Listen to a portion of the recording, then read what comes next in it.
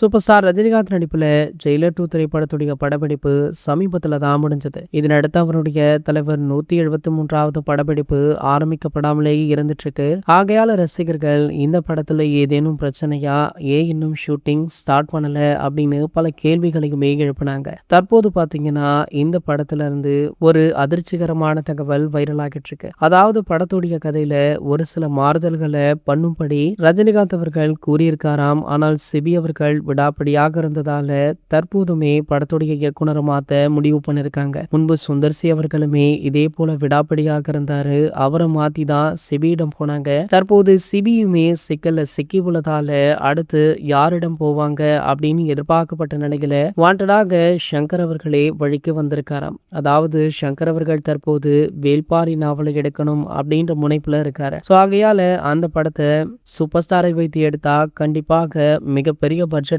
எடுக்கலாம், மார்க்கெட்டுமே மிகப்பெரிய அளவுல இருக்கும் அப்படின்றதுனால ஒரு பக்கா பிளான் ஒன்றை போட்டிருக்காரு. சமீபத்துல சன் பிக்சர்ஸ் மற்றும் கமலஹாசன் அவர்களை மீட் பண்ணி படத்துடைய கதையை சொல்லியிருக்காரு. சோ இந்த 2 ப்ரொடக்ஷன் நிறுவனம் இணைந்து தான் சூப்பர் ஸ்டாருடைய ரஜினிகாந்தின் அடுத்த தலைவர் 173வது படத்தை தயாரிக்கவுமே இருக்காங்க. இந்த படத்தை சங்கர் அவர்கள் தான் எடுக்க இருக்காரு. இந்த படம் தான் வேல்பாரியாக உருவாக போகுது அப்படின்ற செய்தி வைரலா போயிட்டு இருக்கு. சோ இவங்க மூவருடைய காம்போ கண்டிப்பாக வெற்றி கூட்டணியாக அமையும் அப்படின்னு ரசிகர்களுமே எதிர்பார்க்கறாங்க. இது போன்ற செய்திகளை பற்றி நீங்க உடனே தெரிஞ்சுக்க நம்மளுடைய சேனலை மறக்காம சப்ஸ்கிரைப் பண்ணிக்கோங்க.